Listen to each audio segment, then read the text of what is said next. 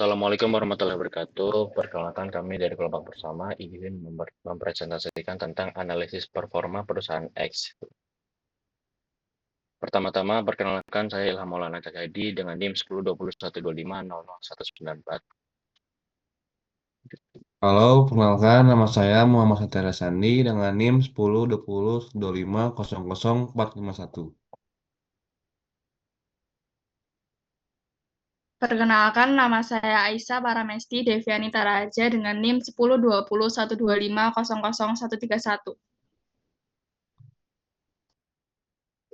Perkenalkan, nama saya Muhammad Hilmi Arkan Sidik dengan NIM 1020 12 500 161. Saya Badar Najib Musadak dengan NIM 1020 12 500 218.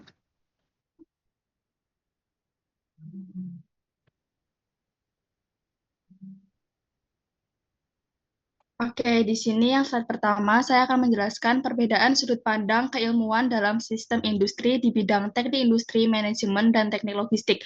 Yang pertama di bidang teknik industri, ilmu yang mengoptimalkan sistem kerja manusia, mesin, material, informasi agar proses produksi lebih efisien dan biaya turun.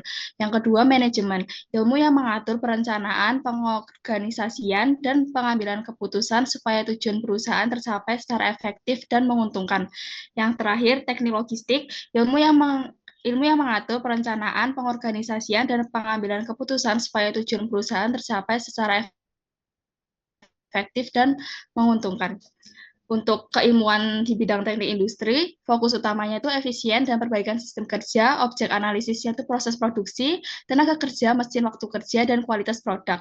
Untuk tujuan utamanya, meningkatkan produktivitas serta mengurangi pemborosan dan biaya produksi. Contoh kasusnya, melakukan perbaikan proses untuk menekan tingkat cacat bahan baku sebesar 3-5%, serta mengoptimalkan proses pemotongan CNC dan quality control agar kapasitas produksi bisa mendekati 212.000 per hari. Yang kedua, keilmuan manajemen, fokus utamanya pengambilan keputusan dan pengolahan sumber daya perusahaan, objek analisisnya sumber daya manusia, biaya, strategi, produk, dan kebijakan perusahaan. Tujuan utamanya meningkatkan produktivitas serta mengurangi pemborosan dan biaya produksi. Untuk contoh kasusnya, mengatur sistem kerja antara 210 pekerja dan 85 pekerja kontrak dengan upah 8.000 per unit. Untuk yang ketiga, teknik logistik, pengambilan keputusan dan pengolahan sumber daya perusahaan, objek analisisnya bahan baku, gudang, transportasi, dan persediaan. Tujuan utamanya manajemen kelancaran distribusi dengan biaya dan waktu yang efisien. Contoh kasusnya mengatur pengiriman produk menggunakan 5 truk ke 8 gudang distribusi.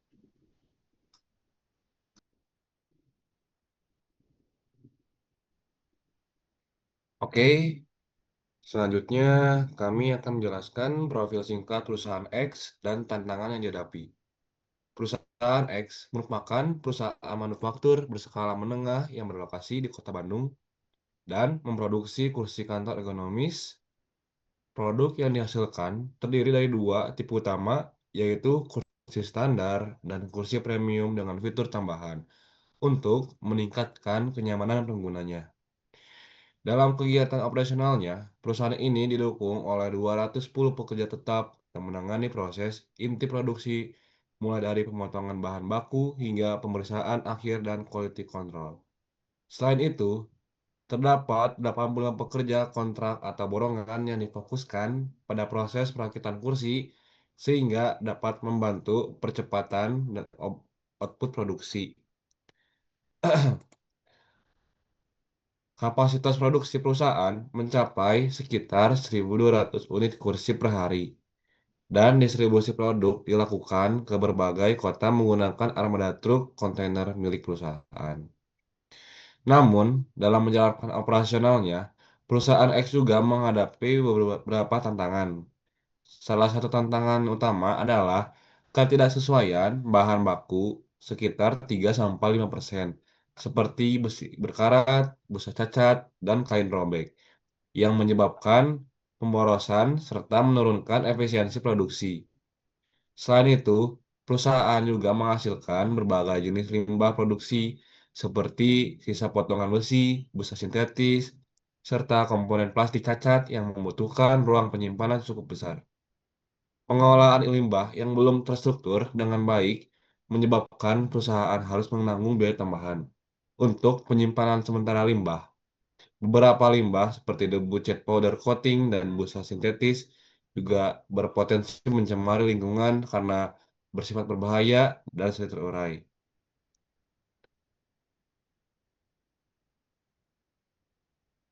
Lalu detail perusahaan X, struktur operasional, produksi, dan distribusi.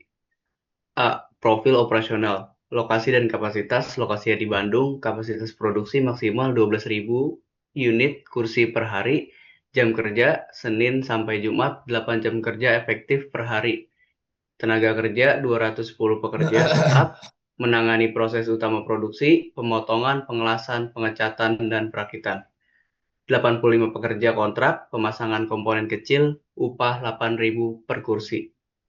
Proses produksinya meliputi pemotongan, pengelasan, pengecetan, pemasangan bantalan, perakitan komponen, 6 perakitan akhir. Kegiatan utama dari pemotongan yaitu pemotongan besi hollow menggunakan CNC.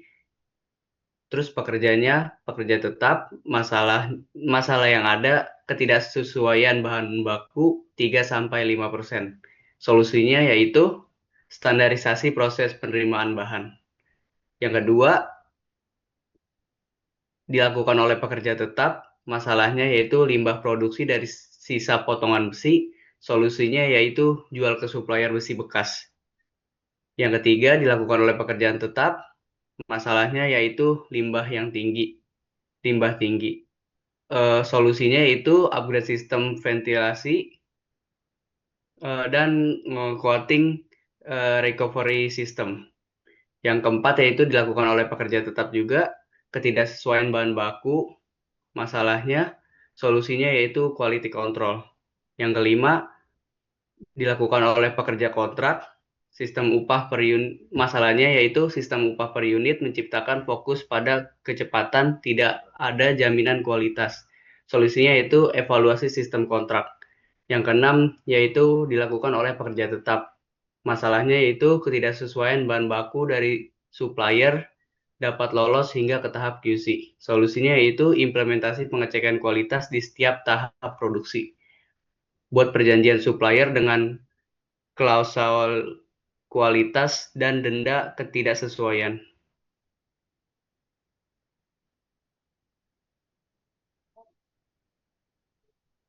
Nah, selanjutnya saya akan membahas pandangan keilmuan teknik industri terhadap kondisi perusahaan X. Dalam perspektif teknik industri, perusahaan X dipandang sebagai suatu sistem manufaktur terpadu yang melibatkan manusia, mesin, material, metode kerja, dan informasi.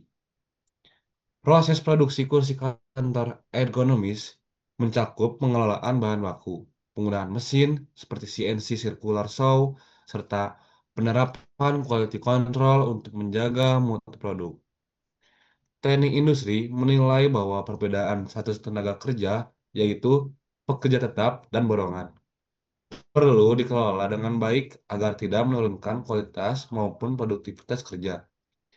Dari sisi efisiensi dan efektivitas, teknik industri mengidentifikasi adanya pemborosan seperti ketidaksesuaian bahan baku dan limbah produksi yang belum dikelola secara optimal.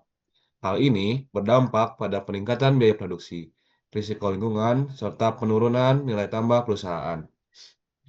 Selain proses produksi, teknik industri juga memandang bahwa distribusi produk merupakan bagian penting dari sistem secara keseluruhan. Perencanaan logistik dan transportasi perlu dioptimalkan agar biaya distribusi dapat ditekan tanpa mengurangi kualitas pelayanan kepada pelanggan.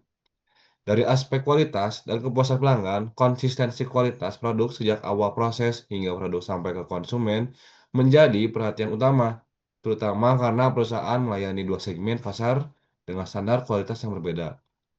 Nah, secara keseluruhan, berdasarkan pandangan teknik industri, perusahaan X memiliki potensi besar, yang dimana untuk meningkatkan kinerja melalui pendekatan sistematis, perbaikan, berkelanjutan, peningkatan efisiensi sumber daya, serta pengelolaan lingkungan yang lebih bertanggung jawab.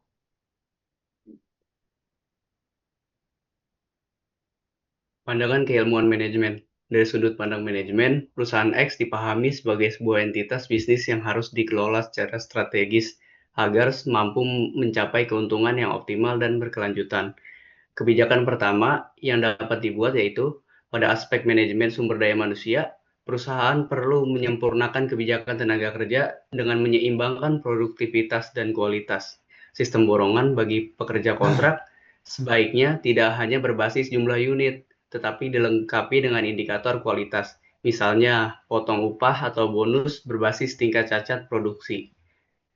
Kedua, dari sisi manajemen biaya dan operasional, manajemen perlu mengambil keputusan strategis untuk menekan pemborosan akibat bahan baku tidak sesuai spesifikasi dan limbah produksi. Solusi yang dapat diterapkan antara lain evaluasi dan seleksi ulang pemasok dengan kriteria kualitas yang lebih ketat. Penerapan klausul penalti pada kontrak pemasok serta menyesuaikan kebijakan penerimaan bahan baku agar hanya material yang memenuhi standar yang diterima. Ketiga, pada aspek manajemen, pemasaran dan produk, perusahaan perlu mengoptimalkan strategi diferensiasi antar kursi standar dan premium. Manajemen dapat menetapkan kebijakan produksi yang lebih terencana berdasarkan permintaan pasar masing-masing segmen, sehingga kapasitas produksi tidak terbuang dan produk dengan margin lebih rendah.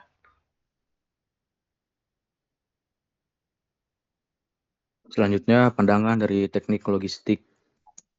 Performa perusahaan X dari perspektif teknik logistik menggunakan key performance indicator standar seperti on-time delivery atau OTD, biaya per pengiriman, dan tingkat kerusakan barang untuk mengukur efisiensi rantai pasok secara keseluruhan.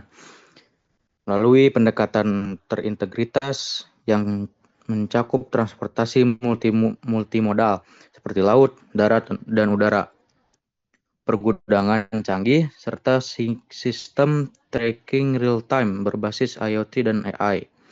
Pendekatan ini memungkinkan identifikasi bottleneck, optimalisasi rute, dan pengurangan biaya operasional melalui data-driven decision making tanpa data spesifik perusahaan X.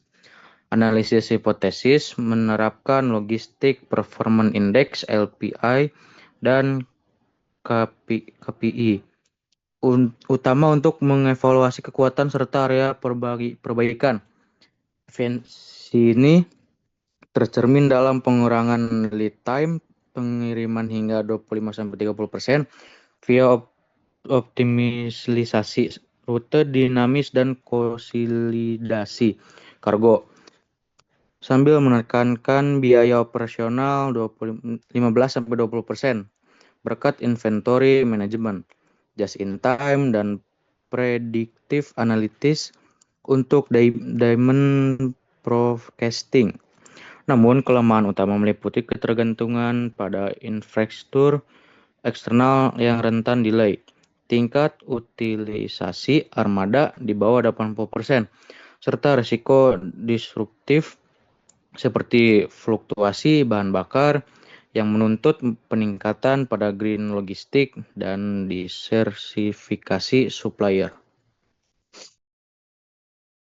Oke, selanjutnya ada perbandingan dari ketiga pandangan. Untuk pandangan pertama, secara teknik industri, perusahaan X butuh optimalisasi total di sistem manufakturnya. Target utamanya jelas untuk membuat sebuah proses produksi menjadi lebih efisien dan efektif. Caranya adalah mengelola interaksi antar manusia, mesin, bahan baku, metode kerja, sampai lingkungan kerja sebaik mungkin. Dengan pendekatan seperti ini, pemborosan bisa ditahan, performa karyawan yang naik, kualitas produk tetap terjaga, dan limbah pun dikelola dengan benar supaya produksi tetap berkelanjutan. Pada intinya, teknik industri hadir untuk merampingkan proses dan mendorong perbaikan terus-menerus, sehingga menjadi operasional sehari-hari berjalan dengan mulus tanpa adanya kekurangan soal kualitas. Untuk dari segi pandangan manajemen melihat bahwa perusahaan X adalah perusahaan teknologi yang mengambil keputusan strategis melalui analisis ekonomi teknik. Fokus mereka adalah untuk mengelola sumber daya teknis, merencanakan kapasitas produksi, mengontrol biaya, dan mengevaluasi investasi serta risiko. Tujuannya adalah untuk setiap inovasi teknis harus benar-benar mendatangkan manfaat ekonomi yang jangka panjang supaya perusahaan tetap unggul di pasar. Jika dibandingkan dengan teknik industri yang cenderung mengurusi proses operasional, pendekatan ini lebih strategis dan benar-benar menitik beratkan pada keuntungan dan return on investment atau ROI. Untuk dari segi pandangan teknik logistik, perusahaan X pada bidang logistik, mereka benar-benar memperhatikan manajemen stok sehingga mereka tidak ingin ada barang nganggur terlalu lama, tetapi juga tidak mau sampai kehabisan. Barang harus sampai di tujuan dengan mulus dan tepat waktu. Kinerja seperti ini akan membuat biaya bisa ditekan, stok tidak menumpuk secara sia-sia, dan produk selalu ada saat dibutuhkan pasar. Semua proses saling terhubung, tujuannya agar semuanya efisien dan tidak ada yang terbang secara percuma.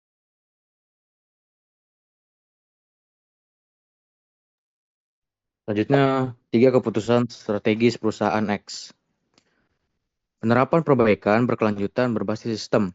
Perusahaan sebaiknya melakukan perbaikan secara bertahap dan berkelanjutan dengan melihat proses produksi, tenaga kerja, dan mesin sebagai suatu sistem yang saling terkait. Langkah yang dapat dilakukan antara lain mengubah proses kerja supaya lebih efektif, serta menjaga kualitas produk agar tetap stabil. Dengan cara ini, kegiatan operasional bisa berjalan lebih efisien dan tetap berkelanjutan. Selanjutnya, optimalisasi penggunaan tenaga kerja dan sumber daya. Perusahaan perlu menyesuaikan jumlah dan kemampuan tenaga kerja dengan kebutuhan di lapangan. Hal ini bisa dilakukan melalui pelatihan yang sesuai, pembagian tugas yang jelas, serta penggunaan teknologi yang tepat agar pekerjaan bisa dilakukan lebih cepat dan rapi tanpa menambah biaya besar. Pengetatan sistem logistik dan manajemen persediaan. Perusahaan perlu mengatur aliran bahan dan informasi dari pemasok sampai ke pelanggan secara lebih terkoordinasi dengan pengolahan tersedia yang lebih rapi, jadwal pengiriman yang tepat, dan penggunaan transportasi yang efisien. Perusahaan dapat menghindari penumpukan stok maupun kekurangan bahan atau produk. Oke, jadi untuk kesimpulannya adalah perusahaan X beroperasi sebagai sistem manufaktur dan terintegrasi, di mana performanya ditentukan oleh seberapa baik 3 aspek utama bekerja bersama, efisiensi produksi, keputusan strategis, dan kelancaran aliran barang. Dari sudut pandangan teknik industri, perusahaan ini dilihat sebagai sistem yang perlu terus diperbaiki, baik dari segi proses kerja, pengelolaan tenaga kerja, penggunaan mesin, maupun penanganan limbah. Fokusnya adalah untuk mengurangi pemborosan, memperbaiki kualitas, dan memastikan semua proses berjalan lancar dan berkelanjutan. Sementara itu, manajemen rekayasa melihat perusahaan dari segi bisnis, bagaimana setiap keputusan teknis, mulai dari investasi mesin hingga perencanaan kapasitas, memengaruhi kinerja keuangan dan daya saing jangka panjang. Di sini, analisis ekonomi, pengendalian biaya, dan penilaian risiko menjadi kunci. Lalu, teknik logistik menekankan pentingnya alur material dan informasi, mulai dari pemasok hingga pelanggan. Pengelolaan persediaan, distribusi yang tepat waktu, dan efisiensi transportasi menjadi kunci untuk mencegah stok menumpuk atau kehabisan barang.